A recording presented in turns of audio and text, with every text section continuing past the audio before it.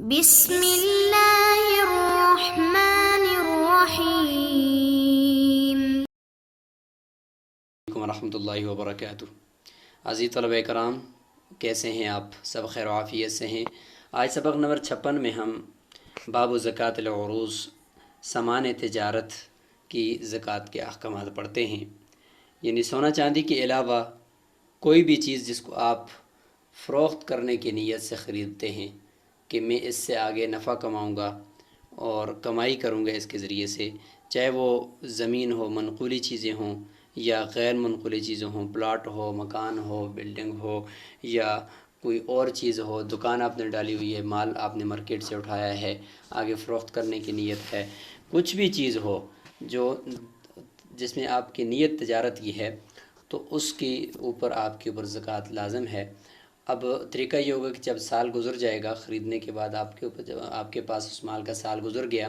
تو اس کی قیمت لگائیں گے، موجودہ قیمت فروخت، جس قیمت پر آپ اس کو فروخت کرنا چاہتے ہیں وہ قیمت لگائیں گے، اور وہ قیمت لگانے کے بعد آپ نے اس پورے مجموعی قیمت کو تقسیم 40 کر کے آپ نے اس کا 40واں حصہ زکوٰۃ ادا کرنی ہے، یعنی 2.5% ہو جائے گا۔ تو یہ ہے سامان تجارت سے متعلق آج ہم پڑھیں گے، اور انشاءاللہ اس سے تفصیل سے جو بھی اس کے احکامات ہوں گے ان کو ہم دیکھتے ہیں قدوری کی عبارت کے ضمن میں۔ باب زکوٰۃ العروض۔ الزكاة واجبة في عروض التجارة كائنة ما كانت إذا بلغت قيمتها نصابا من الورق أو الذهب يقومها بما هو أنفع للفقراء والمساكين منهما. وقال أبو يوسف رحمه الله يقوم مما اشتراه به، فإن اشتراه بغير الثمن يقوم بالنقد الغالب في المصر. وقال محمد رحمه الله بغالب النقد في المصر على كل حال. وإذا كان النصاب كاملا في طرفي الحول فنقصانه فيما بين ذلك لا يسقط الزكاة. ويضم قيمة العروض إلى الذهب والفضة، وكذلك يضم الذهب إلى الفضة بالقيمة حتى يتم النصاب عند أبي حنيفة رحمه الله. وقال لا يضم الذهب إلى الفضة بالقيمة ويضم بالأجزاء۔ تو ترجمہ کر لیتے ہیں، ساتھ مختصر تشریح ہوگی۔ باب زکوٰۃ العروض، یہ باب سامانوں کی تجارت کے بارے میں ہے۔ تو سامان سے مطلقاً سامان مراد نہیں ہے، بلکہ سامان تجارت مراد ہے کہ جس کو خرید و فروخت اور اس میں تجارت کی نیت سے خریدا ہو۔ الزکوٰۃ واجبۃ فی عروض التجارت کائنۃ ما کانت، کہ زکوٰۃ واجب ہے سامان تجارت کے اندر، چاہے وہ جس شکل میں بھی ہو، کائنۃ ما کانت، جس شکل میں بھی ہو یا جو بھی ہو۔ مثال کے طور پر ہم نے پیچھے پڑھا تھا کہ گدا ہے، خچر ہے، ان کے اندر زکوٰۃ نہیں ہے، تو اگر یہی خرید و فروخت کی نیت سے لائے ہوئے ہیں تو زکوٰۃ ہو جائے گی۔ مطلب ہے کہ ایسے اموال جو تجارت زکوٰۃ کی جنس سے نہیں ہیں، اموال زکوٰۃ کی جنس سے نہیں ہیں، لیکن جب ان کو تجارت کی غرض سے آپ خریدیں گے، یا تجارت کی غرض سے اپنے پاس رکھا ہوا ہے، تو اس کے اوپر زکوٰۃ آئے گی۔ اذا بلغت قیمتها نصابا، پہلی شرط تو یہ ہے کہ عروض تجارت یعنی سامان تجارت ہو، تجارت کی نیت سے ہو، خریدا ہو، اور دوسرا یہ کہ اذا بلغت قیمتها نصابا، دوسری شرط یہ کہ ان کی جو قیمت ہے وہ نصاب تک پہنچ جائے۔ نصاب میں پھر کون سا نصاب؟ من الورق، چاندی، او الذهب یا سونا، 52.5 تولے چاندی یا 7.5 تولے سونے کی جو موجودہ مالیت ہوگی اس تک یہ پہنچ جائے ان کی قیمت اس سامان تجارت کی۔ مثال کے طور 52.5 تولے چاندی کی قیمت 1 لاکھ ہے، تو آپ کے پاس جو سامان ہے وہ 52.5 تولے چاندی کی قیمت کے برابر ہو، مثلا 1 لاکھ کا ہو، تو آپ کے اس سامان پر زکوٰۃ لازم آئے گی، بشرطے کہ سال بھی ساتھ گزر چکا ہو۔ یا یہ کہ آپ کا سامان 7.5 تولے سونے کی جو موجودہ ریٹ ہے اس کے برابر ہو گیا ہے، تو پھر بھی آپ کے اوپر زکوٰۃ آئے گی۔ تو کسی ایک نصاب تک پہنچنا یہ ضروری ہے، نصاب آپ کا نصاب برابر ہونے کے لیے اور آپ پر زکوٰۃ لازم ہونے کے لیے۔ اچھا، یقومھا، قیمت لگائے گا اس سامان کی زکوٰۃ نکالنے والا، بما، اس نصاب کے ساتھ یا اس نصاب کے برابر اس کو کرے گا، ہوا انفع للفقراء والمساکین منہما، یعنی سونے اور چاندی، منہما، سونے اور چاندی میں سے کسی ایک میں سے اس کے ساتھ قیمت لگائے گا جو فقراء اور مساکین کے لیے زیادہ نفع بخش ہو۔ تو زیادہ نفع بخش عام طور پر چاندی کا نصاب ہوتا ہے، کیونکہ وہ سونے سے سستا ہے، تو اس لیے چاندی کا نصاب 52.5 تولے چاندی کا نصاب مثال کے طور پر 1 لاکھ میں پورا ہو جاتا ہے، تو ادھر تو 1 لاکھ کا تولہ سونا کا ہے، 1 تولہ سونے کا ہے، تو اگر سونے کے نصاب کو دیکھا جائے تو 7.5 تولے سونا تقریباً 7 لاکھ کا بن جائے گا، 8 لاکھ کا بن جائے گا، تو 8 لاکھ تک انتظار کرنا، تو پھر تو کسی کی پر زکوٰۃ لازم ہی نہیں ہوگی۔ عام طور پہ 5-6 لاکھ 3 لاکھ 2 لاکھ والے بندے پہ پھر تو زکوٰۃ لازم ہی نہیں ہوگی، تو پھر یہ فقیروں اور مسکینوں کو فائدہ نہ ہوا، یعنی ان تک پھر کچھ مال نہیں پہنچے گا، کم پہنچے گا، کیونکہ بہت سارے لوگ پھر زکوٰۃ ادا نہیں کر رہے ہوں گے۔ اچھا، اگر چاندی کا نصاب دیا جائے تو ظاہر ہے کہ 1 لاکھ میں چاندی کا نصاب پورا ہو جاتا ہے، 52.5 تولے چاندی کی قیمت کے برابر سامان تجارت ہو جائے گا، تو زکوٰۃ لازم ہو جائے گی، تو فقیروں کا فائدہ ہوا کہ ہر ایک آدمی زکوٰۃ ادا کر رہا ہوگا، ہر ایک تاجر زکوٰۃ ادا کر رہا ہوگا، مساکین کو کچھ نہ کچھ ان کے پلے پڑ رہا ہوگا، ان کے ہاتھ لگے گا، تو فائدہ ہو جائے گا۔ تو اس لیے جو فقیروں اور مسکینوں کے لیے زیادہ نفع بخش ہو، یہ امام ابو حنیفہ رحمہ اللہ کا قول ہے، اور یہی راجح اور مفتبی قول ہے۔ اگرچہ اس معاملے میں پھر آگے جا کر قربانی کے معاملے میں بہت سارے ایسے لوگ کہ جن کے پاس چاندی کے نصاب ایک دم سے پورا ہو جاتا ہے، یعنی تھوڑا سا سونا اور تھوڑا سا ساتھ کوئی مال تجارت یا نقدی ملاؤ تو ایک دم سے چاندی کا نصاب فوراً پورا ہو جاتا ہے، کیونکہ سونے کی ریٹ لگے گی، ساتھ نقدی ملائیں گے تو 1 لاکھ سے اوپر چلا جائے گا اگر 1 تولہ بھی ہے تو۔ اگرچہ چاندی کے نصاب کی وجہ سے ہر ایک کے اوپر زکوٰۃ لازم ہو رہی ہے، یعنی اکثر لوگوں کے اوپر زکوٰۃ لازم ہو جاتی ہے، اکثر لوگوں کے اوپر قربانی واجب ہو جاتی ہے، جبکہ ان کے پاس کرنے کا، قربانی کرنے کا اتنا ان کے پاس طاقت نہیں ہوتی، وسعت نہیں ہوتی، لیکن بہرحال چاندی کا نصاب ایسا ہے کہ اس کو دیکھنے میں فقراء اور مساکین کا فائدہ ہے، جن کو ہم زکوٰۃ دینا چاہتے ہیں، تو اس لیے اسی کا ہی مقدار ہوگا اور اسی کو ہی معیار بنایا جائے گا۔ وقال ابو یوسف رحمہ اللہ، امام ابو یوسف فرماتے ہیں، یہاں پہ ہر ایک امام کا اپنا قول ہے۔ امام ابو حنیفہ رحمہ اللہ کا تو یہ ہوگا کہ انفع للفقراء، فقراء کے فائدے کو دیکھا جائے گا، جو چیز فقراء کے فائدے کو، لہذا چاندی کا نصاب فقراء کے فائدے کے لیے ہے تو اسی کا اعتبار ہوگا، سونے کا نصاب فقراء کے فائدے کے لیے اسی کے اعتبار سے سامان تجارت کی نیت ریٹ لگا کر زکوٰۃ کا اعتبار کیا جائے گا۔ امام ابو یوسف رحمہ اللہ فرماتے ہیں، یقوم مما اشتراہ، وہ قیمت لگائے گا اسی کرنسی کے ساتھ جس کرنسی کے ساتھ اس نے اس کو خریدا ہے۔ مثال کے طور پر اگر سونے کے ساتھ اس نے مال تجارت خریدا ہے تو پھر سونے کے نصاب کو دیکھا جائے گا، چاندی کے ساتھ خریدا ہے تو چاندی کے نصاب کو دیکھا جائے گا، اور اگر اس نے پیسوں کے ساتھ خریدا ہے تو پھر کیا کریں گے؟ تو پھر امام ابو یوسف رحمہ اللہ فرماتے ہیں کہ شہر میں جو رائج کرنسی ہے، جو زیادہ رائج ہے، اسی کے اوپر ہی اس کے نصاب کا اعتبار کیا جائے گا۔ اگر پیسے رائج ہیں تو پیسوں کے ساتھ اس کا نصاب پھر سونے چاندی کے ساتھ برابر کر دیا جائے گا، تو یہ امام ابو یوسف رحمہ اللہ کا قول ہے۔ اور فَإِنِ اشْتَرَاهُ بِغَيْرِ ثَمَن، یہ آ گیا فَإِنِ اشْتَرَاهُ بِغَيْرِ ثَمَن، اگر ثمن کے علاوہ کے ساتھ اس نے خریدا، یہاں پہ ثمن کے علاوہ کا مطلب یہ بھی ہو سکتا ہے کہ کوئی گندم دے کر کوئی چیز خرید لی، یا یہ کہ کوئی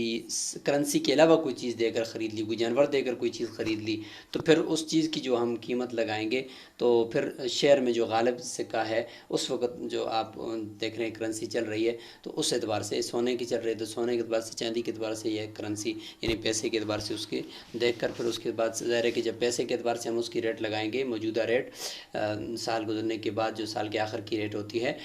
وہ پھر اس کے بعد پھر ظاہر ہے چاندی کا ہی نصاب دیکھا جائے گا یا سونے کے نصاب جو فقراء کے لیے زیادہ نفع بخش ہو۔ تو امام ابو یوسف کے قول کا خلاصہ یہ ہوا کہ شروع میں یہ دیکھیں گے کہ اگر سونے کے ساتھ چیز خریدی ہے تو پھر سونے کا نصاب دیکھا جائے گا کہ پھر 7.5 تولے سونے کے برابر اس کی قیمت بنتی ہے یا نہیں بنتی۔ چاندی کے ساتھ خریدی ہے تو پھر چاندی کے نصاب کو دیکھا جائے گا کہ 52.5 تولے چاندی کی قیمت کے برابر اس چیز کی قیمت بنتی ہے تو زکوٰۃ ہوگی، نہیں بنتی تو نہیں ہوگی، یہ مطلب ہے۔ اور اگر نہ سونے کے ساتھ خریدا نہ چاندی کے ساتھ خریدا ہے تو پھر جس چیز کے ساتھ خریدا ہے اس کے علاوہ پھر بعد میں دیکھیں گے کہ سال گزرنے کے بعد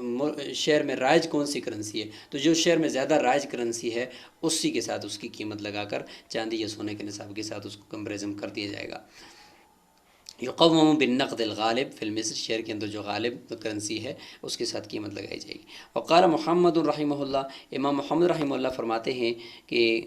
بغالب النقد فی المصری علی کل حال، کہ ہر حال کے اندر شہر کے اندر جو غالب سکہ ہے اسی کے ساتھ ہی لگائی جائے گی، چاہے سونے کے ساتھ آپ نے خریدا ہو، چاندی کے ساتھ خریدا ہو، جدھر بھی، لیکن جو مارکیٹ کے اندر جو زیادہ رائج کرنسی ہے اسی کے ساتھ ہی اس آپ کا سامان تجارت اس کی قیمت قیمت لگائی جائے گی اور پھر آگے سونے اور اس کے چاندی کے نصاب کو دیکھا جائے گا۔ اگر خریدی سونے کے ساتھ تو پھر سونے کا نصاب، چاندی کے ساتھ خریدی تو پھر بھی سونے، یعنی امام محمد رحمۃ اللہ کے قول کا خلاصہ یہ ہے کہ شعر کے اندر جو غالب ہے، چاہے وہ سونا غالب ہے یا چاندی کی کرنسی غالب ہے، یعنی درم غالب ہے، دینار غالب ہے، یا کوئی روپیہ پیسہ غالب ہے، یعنی جو چیز زیادہ غالب چلتی ہے، زیادہ رائج آپ کی مارکیٹ میں چل رہی ہے، اسی کے ساتھ ہی آپ نے نصاب کو دیکھنا ہے کہ نصاب پورا ہوتا ہے۔ اگر سونے کے ساتھ ہے تو 7.5 تولے سونا، چاندی کے ساتھ ہے تو 52.5 تولے چاندی، اور اگر آپ نے پیسوں کی خریدی ہے یا کسی اور چیز کی خریدی ہے تو پھر بھی اس صورت میں دیکھیں گے کہ شعر میں جو رائج سکہ ہے اگر وہ پیسہ چل رہا ہے تو اسی کے ساتھ ہی نصاب کو دیکھا جائے گا۔ تو شعر کے غالب سکے کو ہر حال میں دیکھیں گے۔ وَإِذَا كَانَ النِّصَابُ كَامِلًا، یہاں سے آگے ایک اور مسئلہ شروع کر دیا کہ وَإِذَا كَانَ النِّصَابُ كَامِلًا فِي طَرَفَيِ الْحَوْلِ، کہ سال کے دونوں اطراف میں یعنی ابتدا میں اور انتہا میں نصاب کامل ہے، یعنی 52.5 تولے چاندی کا نصاب برابر ہے، تو فَنُقْصَانُهُ فِي مَا بَيْنَ ذَلِكَ، تو سال کے درمیان کے اندر نصاب کے اندر جو کمی ہے لا يسقط الزکاۃ، زکوٰۃ کو ساقط نہیں کرتی۔ سال کے شروع میں نصاب پورا ہوا، سال کے آخر میں دیکھا پھر نصاب پورا، تو درمیان میں ظاہر ہے تو اتنا تو ہو نہیں سکتا کہ ہر وقت اتنا ہی نصاب رہے، کمی بھی ہوگی زیادتی بھی ہوگی، اس کے اوپر شریعت نے مدار نہیں رکھا۔ شروع میں چونکہ جب زکوٰۃ واجب ہو رہی تھی اور آخر میں جب زکوٰۃ ادا کرے گا، ان میں ضروری ہے۔ ہاں درمیان میں بالکل مال ختم نہ ہو جائے، بالکل مال ختم ہو جائے تو پھر تو زکوٰۃ ساقط ہو جائے گی۔ ہاں اگر مال موجود تھا درمیان میں، صرف کم ہوا ہے، پھر زیادہ ہو گیا، پھر تو تجارت میں تو ایسا ہوتا رہتا ہے نا کہ کبھی کمی آ جاتی ہے، کبھی مال بڑھ جاتا ہے، کبھی گھٹ جاتا ہے، تو ایسا تو ہوتا ہے، لیکن اس سے زکوٰۃ کے نصاب میں کوئی کمی نہیں آئے گی۔ ہاں سارا ختم نہ ہو جائے، سارا مکمل طور پر 1 روپے کا مال بھی نہیں رہا، جل گیا یا چوری ہو گیا، کچھ ہو گیا، تو پھر زکوٰۃ درمیان سے وہ نصاب کا جو سال ہے وہ کٹ جائے گا۔ اچھا، وَيُضَمُّ قِيمَةُ الْعُرُوضِ إِلَى الذَّهَبِ وَالْفِضَّةِ، یہاں سے یہ فرماتے ہیں کہ آپ ایسا بھی کر سکتے ہیں کہ سامان تجارت آپ کے پاس بھی ہے، ساتھ آپ کے پاس کوئی سونا بھی ہے یا ساتھ چاندی بھی ہے، تو آپ اکٹھی زکوٰۃ ادا کرتے ہیں، تو اس صورت میں آپ نے سونے اور چاندی کی قیمت کے ساتھ، آپ نے سونے اور چاندی کے ساتھ سامان کی قیمت کو بھی ملا کر مجموعی رقم کی آپ نے زکوٰۃ نکالنی ہے۔ لہٰذا اس کا طریقہ یہ ہوگا کہ راجح قول جو ہے یہاں پر وہ امام ابو حنیفہ رحمہ اللہ کا ہے کہ سامان تجارت کی بھی قیمت لگائی جائے اور سونے چاندی کی بھی قیمت لگائی جائے، اور دونوں کو آپس میں ملا کر موجودہ اگر پیسوں کے اعتبار سے آپ مطلب دیکھ رہے ہیں تو سونے چاندی کی بھی قیمت لگائیں اور سامان تجارت بھی قیمت ملائیں، مجموعی جو رقم ہوگی اس کی آپ نے زکوٰۃ دینی ہے۔ اور اگر سونا کی شکل میں آپ زکوٰۃ دینا چاہتے ہیں، چاندی کی شکل میں زکوٰۃ دیتے ہیں، تو جتنا سامان تجارت ہے اس کی اتنے ہی سونے چاندی کے اعتبار سے قیمت لگا دیں، اور پھر مجموعی سونے کی مجموعی چاندی کی آپ زکوٰۃ دے دیں، تو گوئے کہ سامان کو کی قیمت کو بھی آپ سونے چاندی کے ساتھ ملا کر اکٹھی زکوٰۃ بھی آپ دے سکتے ہیں۔ وَكَذَلِكَ، اور اسی طریقے سے يُضَمُّ الذَّهَبُ إِلَى الْفِضَّةِ بِالْقِيمَةِ، یعنی اس طریقے سے سونا بھی ہے آپ کے پاس، چاندی بھی ہے، تو سونے کو چاندی کے ساتھ ملا کر قیمت کے اعتبار سے امام ابو حنیفہ رحمہ اللہ فرماتے ہیں قیمت کے اعتبار سے آپ زکوٰۃ ادا کر سکتے ہیں۔ مثال کے طور پر کسی کے پاس 10 دینار سونا ہے اور ادھر اس کے پاس 5 دینار جو ہے وہ چاندی ہے، تو سونا اور چاندی کو آپس میں قیمت کے اعتبار سے ملائیں گے تو جتنی بھی رقم بنے گی اس اعتبار سے اس کو آپ نے اس پوری مجموعی رقم کی زکوٰۃ آپ نے ادا کرنی ہے، بشرط ہے کہ وہ چاندی یا سونے میں سے کسی ایک کے نصاب کو پہنچتی ہو۔ عام طور پہ چاندی کے نصاب کو پہنچے گی کیونکہ سونا اب مہنگا ہے چاندی کی بنسبت، تو لہٰذا آپ نے زکوٰۃ دینی ہوگی، تو قیمت کے اعتبار سے ملائیں گے حتیٰ یتم النصاب، یہاں تک کہ نصاب کامل ہو جائے۔ امام ابو حنیفہ رحمہ اللہ نے وقال صاحبین فرماتے ہیں لا يضم الذهب الا الفضة بالقیمت، سونے کو چاندی کے ساتھ قیمت کے اعتبار سے نہیں ملایا جائے گا۔ وہ فرماتے ہیں کہ اجزاء کے وَيُضَمُّ بِالْأَجْزَاء، اجزاء کے اعتبار سے ملایا جائے گا۔ اجزاء کے اعتبار کے یہ کیا مطلب کہ صرف سونے اور چاندی کے وزن کو دیکھا جائے، قیمت کو نہ دیکھا جائے۔ سونا بھی ہے چاندی بھی ہے، لہذا 20 مثقال سونے پر زکوٰۃ ہے اور 200 درہم چاندی پر زکوٰۃ ہے۔ اگر ایک آدمی کے پاس کل 10 مثقال یہ سونا ہے، 10 مثقال سونا ہے اور ساتھ ہی ادھر 100 درہم ہیں چاندی کے، تو وزن کے اعتبار سے اگر دیکھا جائے تو آدھا نصاب یہ ہے، 10 مثقال آدھا نصاب ہے نا سونے کا، اور 100 درہم یہ چاندی کا آدھا نصاب ہے، تو یہ آدھا اور آدھا ہاف مل کر یہ پورا نصاب مکمل ہو جائے گا، لہٰذا زکوٰۃ یہاں پہ آئے گی۔ وہ اس طریقے سے فرما رہے ہیں کہ اجزاء کے اعتبار سے ملاؤ، قیمت کو نہیں دیکھو نیچی قیمت کتنی ہے، بلکہ اجزاء کو ملاؤ، وزن کو دیکھو۔ اچھا اسی طریقے سے اگر دیکھا جائے کہ کسی کے پاس 15 مثقال یہ سونا ہے اور اس کے ساتھ ادھر اس کے پاس صرف 50 بلکہ ہم یہ کہہ دیتے ہیں کہ تقریباً 100 ہی کر دیتے ہیں، پھر بھی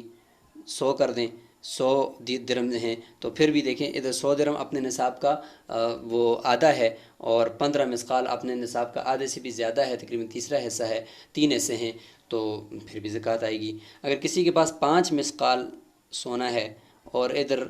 اس کے پاس 50 درہم ہیں، تو یہ 5 مثقال جو سونا ہے یہ اپنے نصاب کا 1/4 ہے، کیونکہ 20 مثقال میں تو زکوٰۃ ہوتی ہے نا، 5 مثقال میں تو نہیں ہوتی، تو 5 مثقال سونا ہے اور ادھر سے 50 درہم سونا ہے، چاندی ہے، تو 50 درہم چاندی یہ بھی اپنے نصاب کا تقریباً چوتھائی بنتا ہے، کیونکہ 200 درہم میں ہوتا ہے، تو ایک اس طرف بھی چوتھائی ہے، اس طرف بھی چوتھائی، لہذا زکوٰۃ نہیں آئے گی کیونکہ نصاب کا عمل نہیں ہے۔ تو اجزاء کے اعتبار سے اس طریقے سے صاحبین فرماتے ہیں کہ ملائیں گے۔ اگرچہ یہاں پر بھی قول امام ابو حنیفہ رحمہ اللہ کا ہے کہ انفع للفقراء کو دیکھتے ہوئے سونے اور چاندی کی قیمت لگا کر قیمت کو آپس میں جمع کیا جائے گا، اور پھر اس قیمت کا کمپیریزن کیا جائے گا چاندی کے نصاب کی طرف، چونکہ چاندی کا نصاب آج کل میں ایسا ہے کہ یہ فقراء کے لیے زیادہ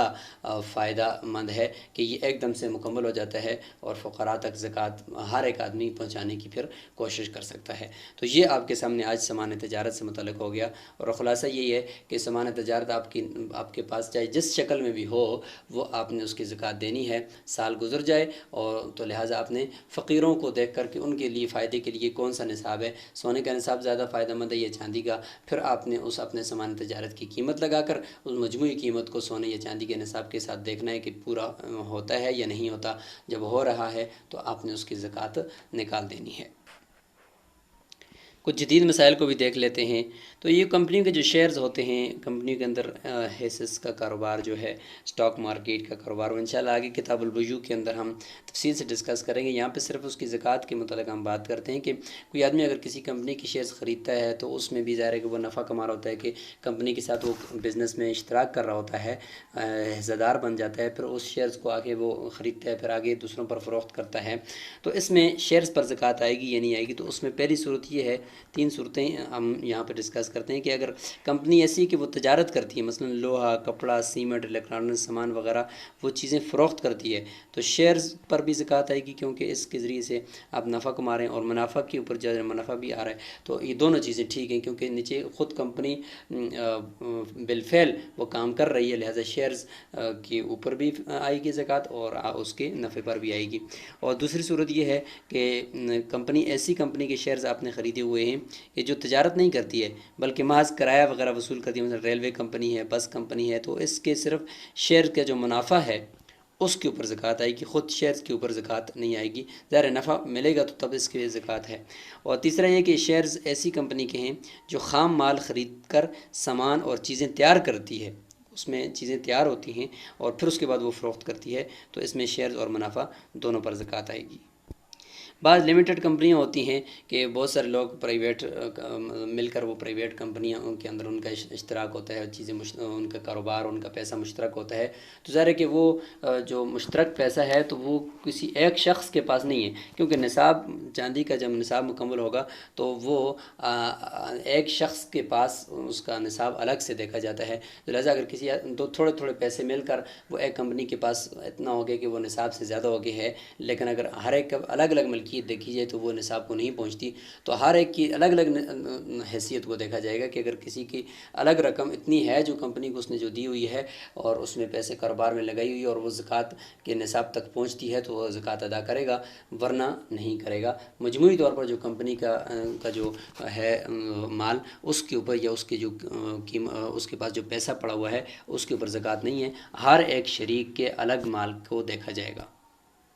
تجارتی پلاٹ سے متعلق بات ہو گئی ہے کہ ایسا پلاٹ جس کے اندر یہ ایک شرط تو یہ ہے کہ آپ نے خریدتے وقت آپ کی نیت یہ ہو کہ میں اس کو آگے بیچ کر پیسے کماؤں گا، یہ نیت ہو، اور وہ نیت اب تک برقرار ہو، یعنی ابھی تک آپ کی نیت اس میں چینج نہیں ہوئی، وہ نیت برقرار ہی ہو، تو ایسا پلاٹ یہ تجارتی پلاٹ کہلاتا ہے۔ اور جب اس پہ سال گزر جائے گا تو اس کی مالیت کو آپ نے سونے چاندی کی میں سے کسی ایک کے نصاب کے ساتھ ملا کر، اور یعنی ملانے کا مطلب کہ دیکھنا ہے کہ چاندی کے نصاب اس وقت مجموعی ریٹ چاندی کے 52.5 تولے چاندی کی کتنی ہے، ادھر سے اس پلاٹ کی ریٹ لگائیں گے کہ اگر وہ 52.5 تولے چاندی کی قیمت کو پہنچ رہا ہے یا اس سے بڑھ رہا ہے تو آپ پہ زکوٰۃ آئے گی۔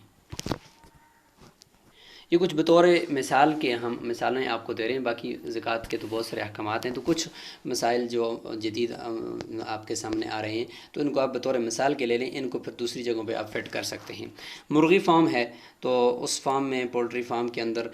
بعض مرغیاں تو ایسی ہوتی ہیں کہ جو صرف انڈے دینے کے لیے آپ نے رکھی ہوئی ہیں، اور آپ مرغیوں کو فروخت نہیں کر رہے، ان کا بزنس نہیں کر رہے، آپ صرف ان کے انڈوں کا کر رہے ہیں، تو پھر مرغیوں کے اوپر زکوٰۃ نہیں آئے گی، کیونکہ وہ آپ کا مال تجارت نہیں ہے۔ انڈوں کی جو مالیت ہے وہ اگر 52.5 تولے چاندی کو پہنچتی ہے اور سال اس پہ گزر جاتا ہے تو اس پہ زکوٰۃ آئے گی۔ اور اگر مرغیوں کا فارم ایسا ہے کہ آپ نے مرغیاں ہی فروخت کرنی ہیں تو پھر مرغیوں کی مالیت پہ بھی زکوٰۃ آئے گی سال گزرنے کے بعد۔ اچھا، پریس میں چھپائی کے لیے رکھی ہوئی جو روشنائی ہوتی ہے اس پر بھی زکوٰۃ آئے گی۔ اس کی وجہ یہ ہے کہ زکوٰۃ کا تعلق ایسی چیزوں کے ساتھ ہے، یعنی کمپنی میں بعض چیزیں یا مارکیٹ میں جو فیکٹری ہوتی ہے، فیکٹری میں بعض چیزیں ایسی ہوتی ہیں کہ